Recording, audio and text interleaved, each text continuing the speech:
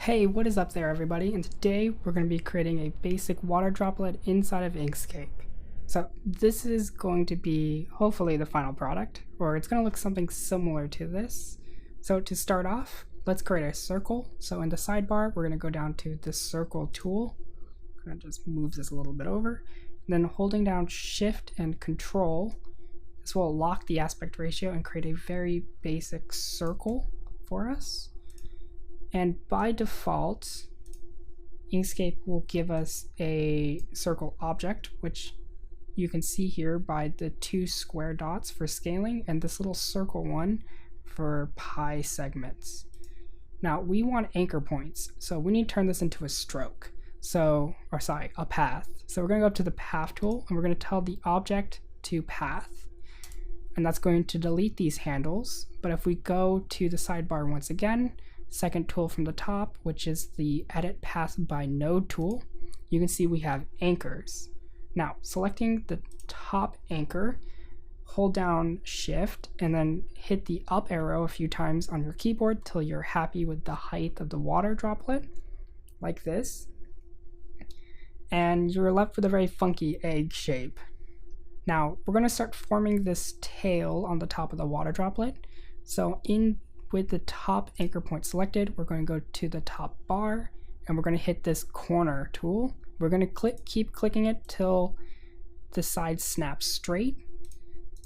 And that's going to create a very basic water droplet.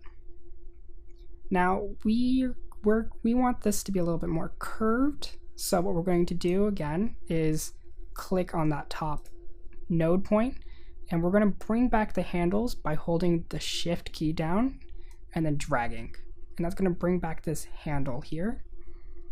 And then if we hold down Control, we're going to snap that angle for the curve by increments of 10, and if you line it up with the center, we're actually going to move it one out from the center point, and then we're going to do the same with the other side. So once again, hold Shift and then drag to bring out that handle, and then we're going to hold down the Control key. We're going to go in just one notch away from the center.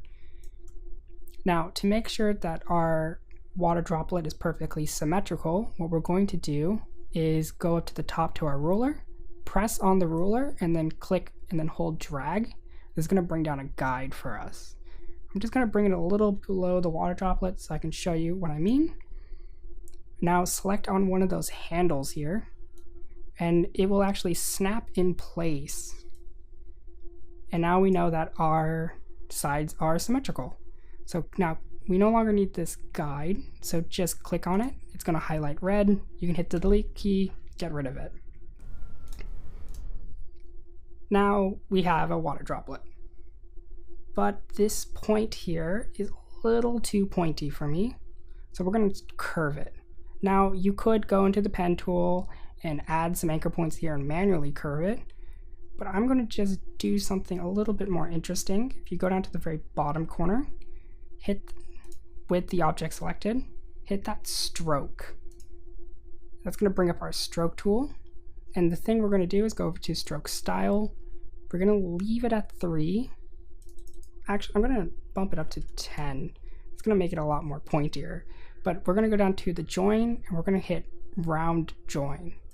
And that's going to round off that join there. And so now we have actually something very close to what we have in the final version. Now, if you don't like it being that round, decrease the stroke style width, and that's actually going to decrease how curved it is on the top. I'm going to go with a 4 pixel curve, or like width on the top here. That's pretty good, but there is one problem with this. So say I'm trying to make multiple water droplets and I need them all to be different sizes. If I go in and start scaling this water droplet down, you can see that stroke becomes thicker and ruins our water droplet size, or like little point here. So I'm going to bring it back out. To fix this, what we're going to do is turn this stroke here into a path as well. So we're just going to go up to the path at the very top of the window. We're going to tell stroke to path. Clicking that will get rid of the blue. Don't worry, we'll bring it back.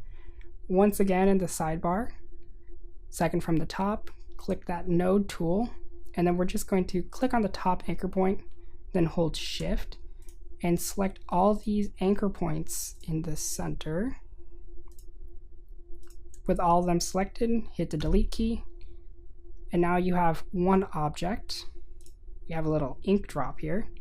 We're just going to color it blue. So select it and just click a blue color that you find most appropriate. And we have a very basic water droplet. Just move it closer to its older brother right here. So there you go. That is how you create a basic water droplet in Inkscape. If you have other methods for creating water droplets, leave them down in the comments below. I would love to hear about them. And until next time, boy!